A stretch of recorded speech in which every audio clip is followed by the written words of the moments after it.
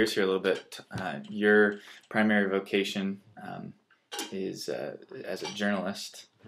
You just finished the J School here last year, and you got a job with the Tribune this past summer as the arts features writer and reporter.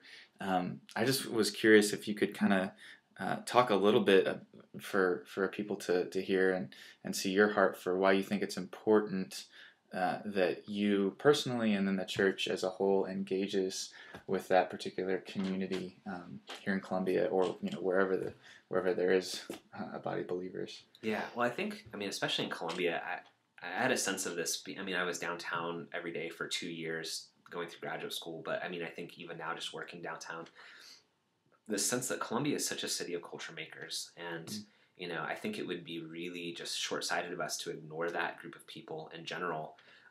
But the more that I interact with artists and musicians and writers in our city, I just see that, I mean, their questions are fundamentally the same as everyone else's. They're really, but maybe really consciously or in a professional context, wrestling with these questions of, what is truth, what is beauty, what is love, what is justice, how are the things that are messed up in the world, how can those things somehow find some sort of, semblance of being made right or being brought to a point of peace. And I mean, they're just really engaging with the questions that I feel like our church, as we're guided by the gospel, has answers to supply. And I think to see that need in folks on a daily basis just makes me more and more passionate for that. And I think, we talk sometimes in our C groups about, what dreams do you dream for our city? What dreams do you dream for our church?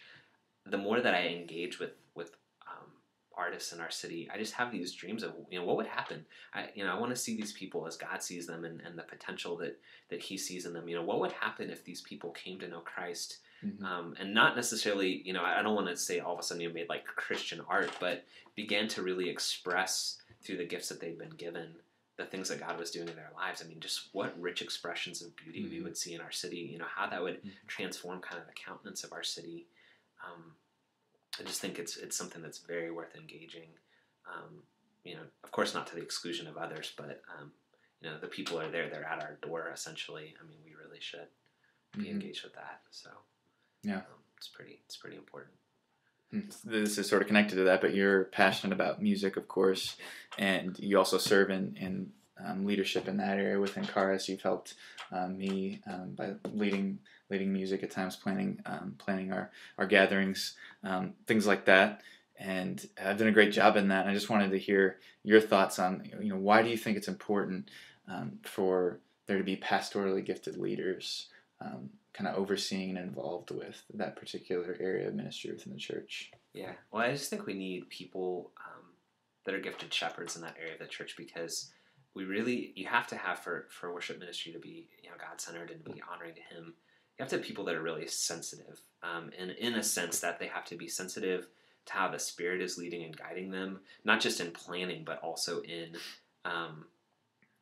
throughout the service. And then there really just has to be a sensitivity to the needs of the congregation. If we're really going through something as a church where we're struggling, I know we've talked about this, we realize we're not celebrating enough, we're really not, we're not stepping into that enough, then that person who has those gifts and is able to shepherd the body can shepherd from that place and say, okay, we're going to structure our service this next week so we can really emphasize that aspect of celebration or of mourning, or we're not really pressing into what it means to get God's perspective on justice. So how can we incorporate that into liturgy? And I think just needing people, which you do a great job with, Bobby does a great job with. I mean, we're blessed in that area to just see, here's where we're at as a body. Here is how we can really engage with where we're at in worship and try to really see God for who He is in the areas that we're struggling with. And I think there just has to be sensitivity to that.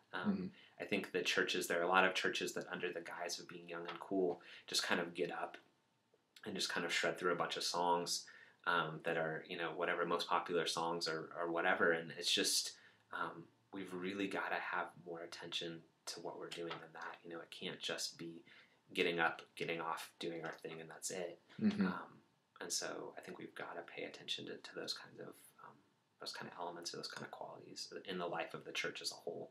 Sure. Not just see it as Sunday morning 20 minutes. Yeah, absolutely.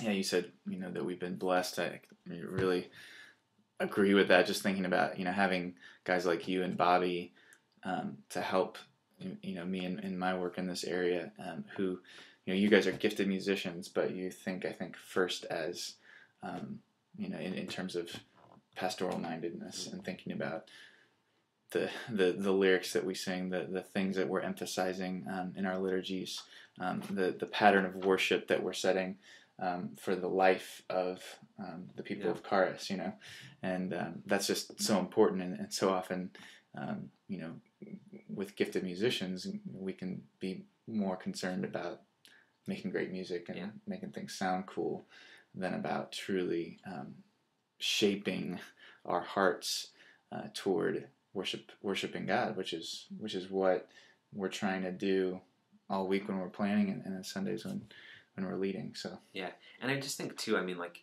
you said, I mean, it's really important to be shaping, and it's so easy. I mean, obviously we're called to and commanded to worship God in song and scripture. That's a huge thing, and I don't want to minimize that, but I think we can blow that out of proportion in terms of the overall liturgy. We see music as being so much more important than prayer, or than sometimes we even treat it like it's more important than the teaching of the word. And so really having people to pour into that area that say, let's view this as a total thing, as a seamless garment of worship, rather than just having guys that get up and are really great at what they do musically, but their thoughts aren't any deeper than, how can we make the song sound more like Coldplay, or how can we do this other cool technical thing. There's just got to be kind of this holistic view of what our gatherings are like, and I think people have to have some sort of knowledge or awareness of what that means. So. I am thankful. I don't think you've ever asked me to sound more like Peter Gabriel, or that's true, something like that. So we'll work on that. I mean, I'd like to do more synths on Sunday mornings. We'll take a vote. Yeah, we'll take a vote. Here's another very important question. This is more of a personal question, but it has implications that go beyond just our relationship. One thing that's been consistent over the time I've known you is that you seem to take an awful lot of pleasure in my clumsiness and the various that's one of my the favorite various things. Outworkings of that clumsiness. Yeah, absolutely. I was just curious if you had any thoughts. Could that potentially be something that might disqualify you from eldership? Your clumsiness would disqualify me from being an elder? Not so much my clumsiness, but your I mean, I reaction guess if you tripped and knocked me out or something, and I had brain damage. No, I mean, I think that there's one of the things. I mean, in all seriousness, one of the things that needs to happen in any plurality of elders is really keeping each other humble. Speaking into each other's lives and speaking into areas of weakness. And so, my bringing up your clumsiness is not merely an opportunity for me to so laugh, that I could actually grow. But it's I want you to grow and see yourself, not puffed up, not elevated above the place that you should be. So. Okay. It's really, from the beginning, it's been more about watching out for you, and then... Of course. Yeah. Of course. Sure. I just hope you see that. Next time I spill the popcorn at home, I'll remember that. Okay, last question. Sure. What do you think is going to be the most absurd thing about working with Kevin and me? The most absurd thing? Beyond what just happened for 2 minutes? Well, I think continuing to try to... teach you that you're not a mid-90s rapper, and how that manifests itself in multiple absurd ways in my life. I mean, do you want a serious answer to this question? I'm not really sure what you're asking. I don't know. I mean, it's wherever you want to go with it. I mean, that's me. No, I don't know. I think, not to try to make this serious or have this sweet little Full House moment at the end of this video, but I think, all of us, it's been cool to get to know you guys so well, and even more so over the past few months, and just see all of our awkwardness and foibles and kind of stupid things that we do. And I think that will probably lead to a lot of absurdity at times, but I'm excited to get to share life with you guys in that way. And obviously I get a laugh out of making fun of both of you, so it's all exactly as it should be, I think. Exactly as it should be. Yeah. Sweet. Well, I'm not very good at ending things like this, so we're going to call it a day. See you next time.